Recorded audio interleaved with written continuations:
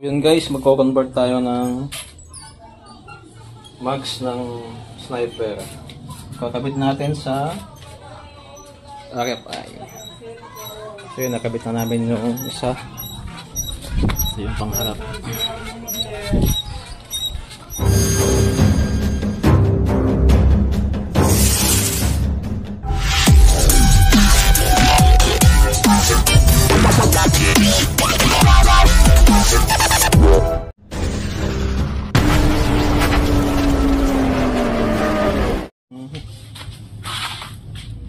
So yun guys, good morning. Ang gagawin natin ngayon ay magkakabit tayo ng mags. Ko-convert tayo ng mags sa Raider FI. So dumating yung tropa natin. At yung pinagpalitan ko kasi na mags is binenta ko sa kanya.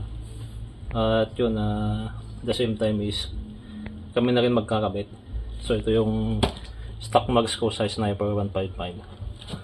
So kakabit natin sa RFI. Boy, pa buhat niya boy. Bigat eh. Buhat mo sa ilalim.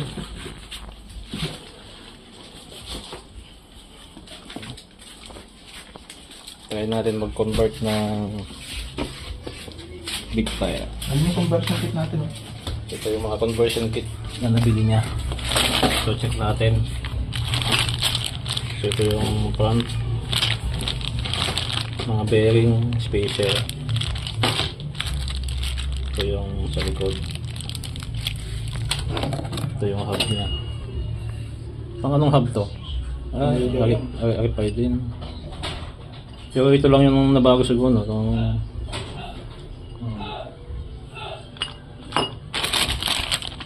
May rubber damper. Caliper. Ano kasi ito? Caliper bracket. Yun lang kasama no? Sa conversion kit. Yung ehe kaya niya? Same. Stock pa rin. Same pa rin. Yung sa bagay, di ka magpapalit ng ano eh. So yun, try natin ang unang gawin natin ay ano, testing muna natin yung mga conversion kit bago natin ilagay yung gulong. So yun guys, binabaklas na yung likod.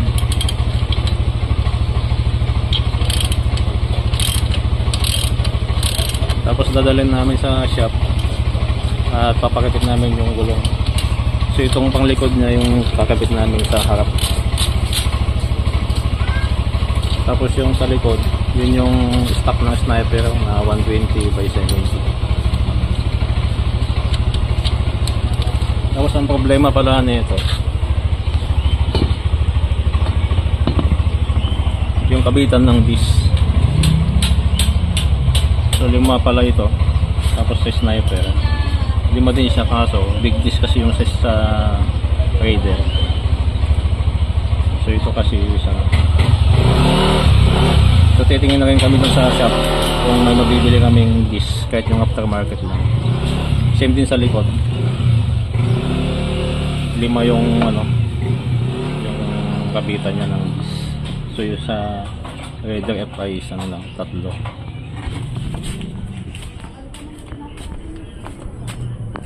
Ito guys, 3 lang siya.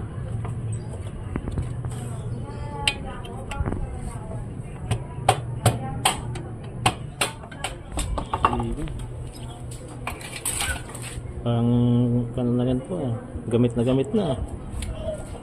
Sabagay, harap naman natin lalagay. So yun guys, update na lang namin kayo mamaya. Papagit mo na. Papagit mo na tayo ng gulong.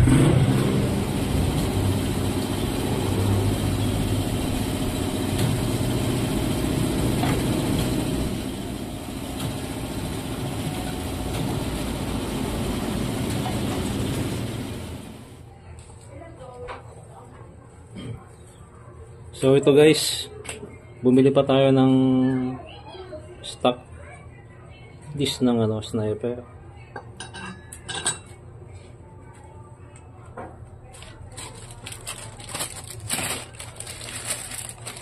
Disc 4Gs.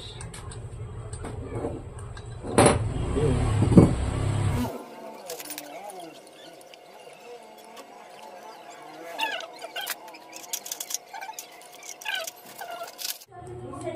So ito guys yung kasama sa conversion kit. So lilipat lang natin yung sprocket dito. Yung stock pa rin na sprocket yung gagamitin natin.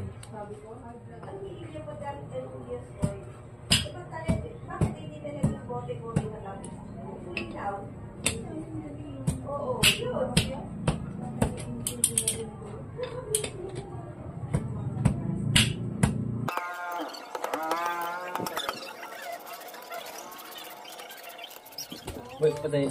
Ayun nga. Yung pag-compare natin. Mahaba lang. Ay, Mas, sakto lang. hindi mas malapad.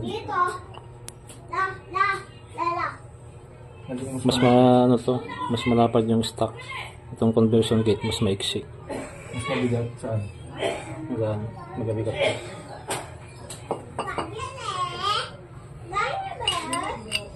Tanggalin pa natin itong takip, no?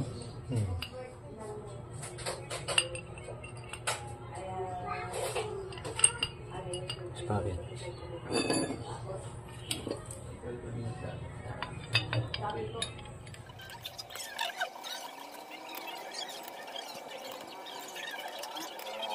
Masuk sa labas.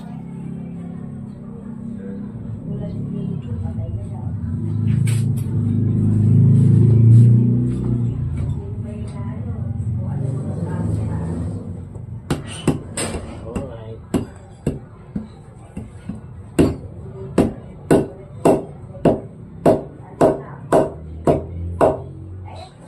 Yung harap naman. Ano, kabit muna natin yun. Muna. Tangan. Iyon, sakto. Nice. So guys, yung pang front pala na this is pang 150cc. So same lang naman sa 155. Ang kaibahan lang ito. Buo siya.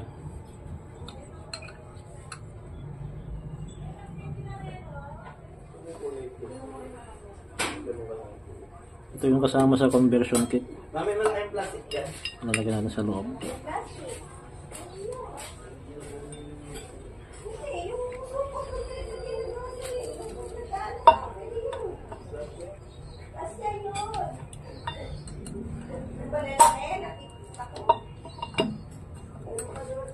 Ayun. Sakto. Tapos yung axle na gagamitin natin yung stock din ng Raider.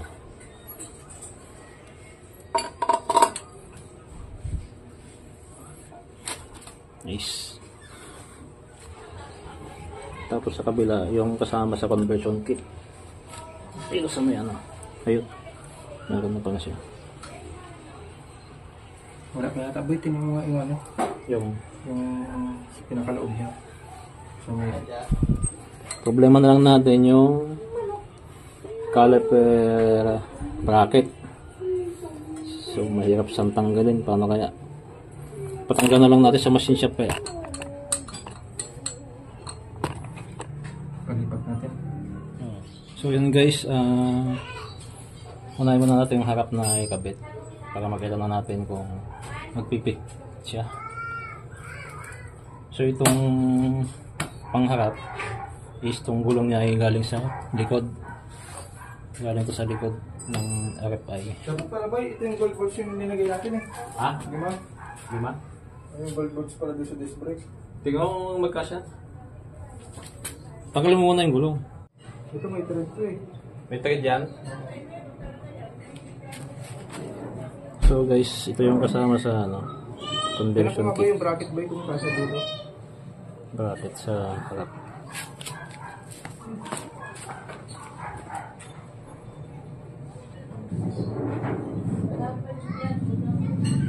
So ayan guys, yung stock ng sniper is ano, hindi pwede yung axle ng stock sa Raider.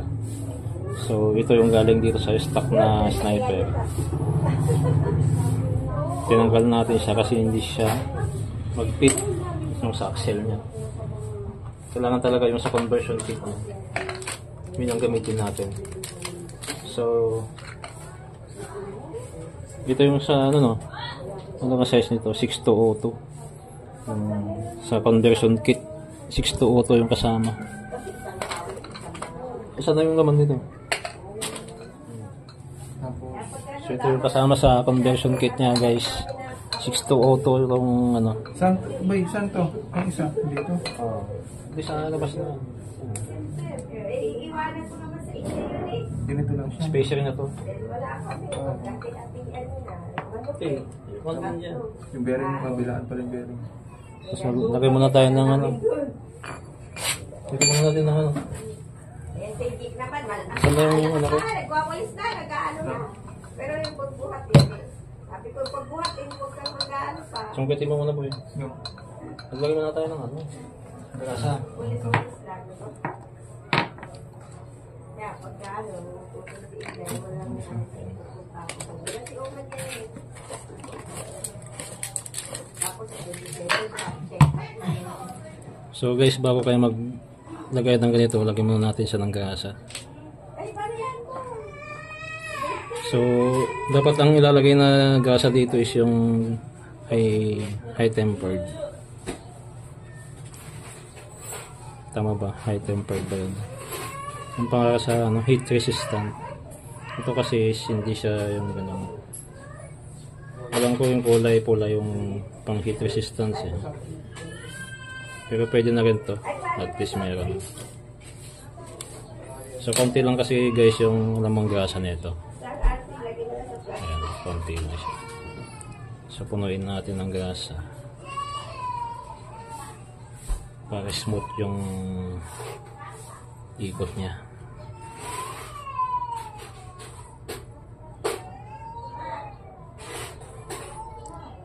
So ito yung kasama sa conversion kit niya. So hindi pwede yung stock na ano, pang Sniper. Alaman, ito ang maiiwan, baka wala siya. Itong tabi mo. Problema na lang natin guys yung Wala, December.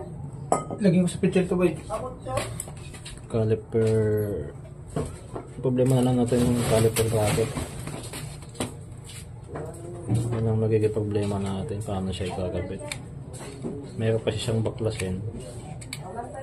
At the same time, parang hindi pa yata siya sukat. Yan ang problema natin. So sana is sukat siya. Pupunta na ako doon. Kumain na kami din. Tapos ito guys, yung isang kasama, yung nasa pagitan ng ano, sa loob to. Sa kulay, hindi na pwedeng alamig. Alam mo ba yung problema ko? Ito, balikat. Masakit. Ewan ko ba?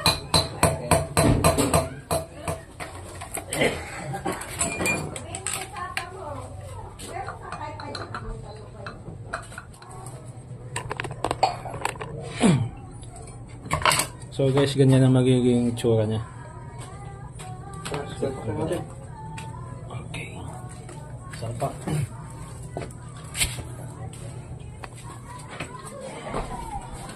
Salpak.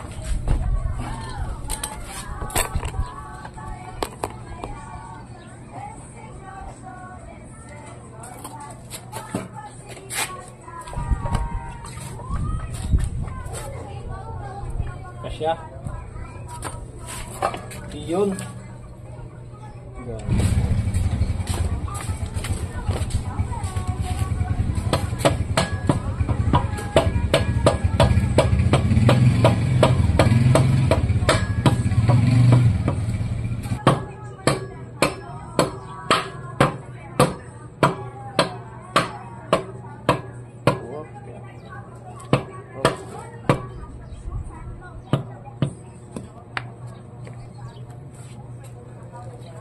Ikutin mo.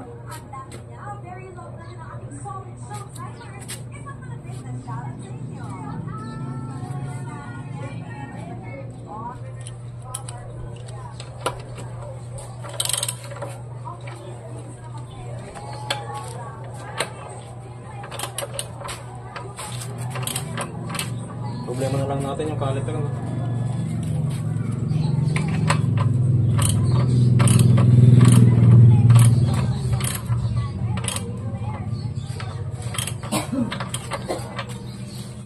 A few moments later.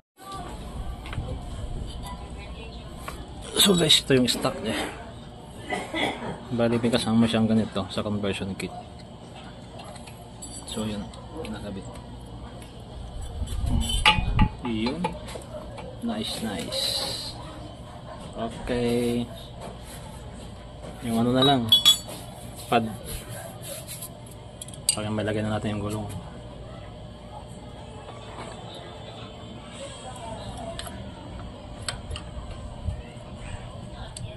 So yun guys, kakabit na natin yung likod for the last.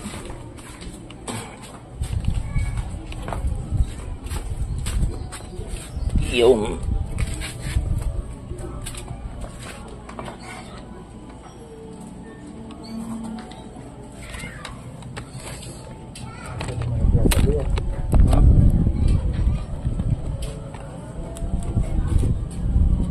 Dito galing mo pasok mo muna yan.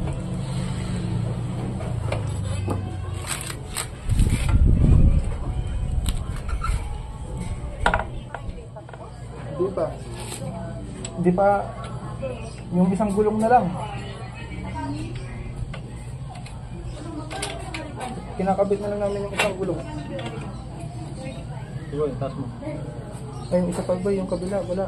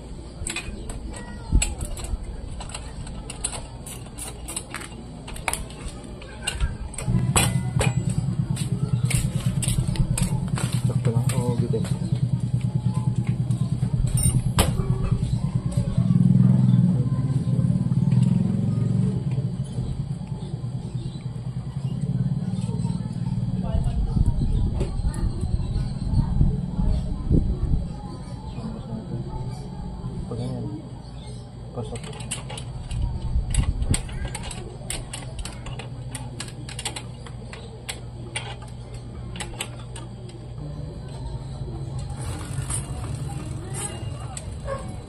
Hindi, tara. Pasok ka muna ng isang washer.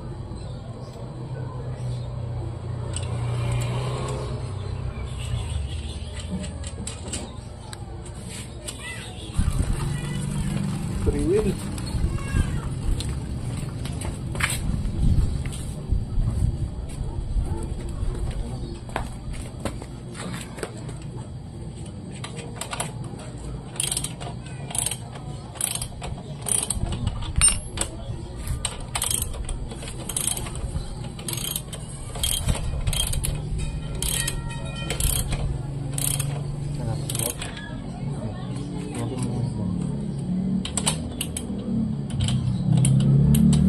Guys, natapos na namin siya, pero ito yung stock pa rin yung nilagay na bracket. Ito yung kasama sa conversion kit,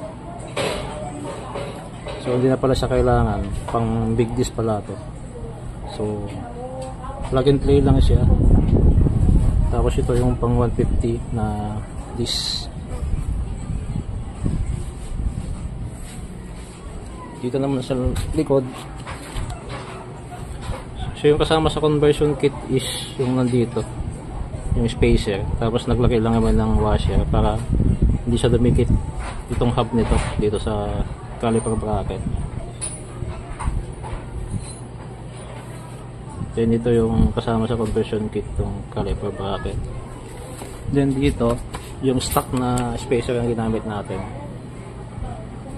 Tapos itong hub yung kasama sa conversion kit. Tapos yung bearing nito, itong hub. So, yan. Tapos nagpalit na rin kasi siya ng aftermarket na chain set na 41. So ang stock kasi nito is 38. So tingnan natin kung kaya niyang dalhin yung malaking gulong sa 41. So yun guys, okay naman yung plane nito.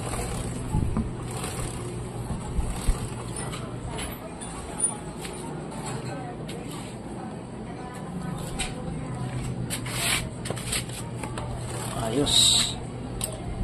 So itong gulong natin na to, itong galing pa sa stock na sniper natin.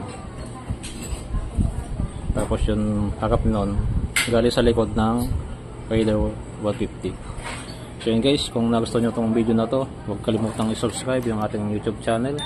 At i-hit mo na rin ang notification bell para maging updated ka kung may video pa tayo na i-upload. Thank you guys.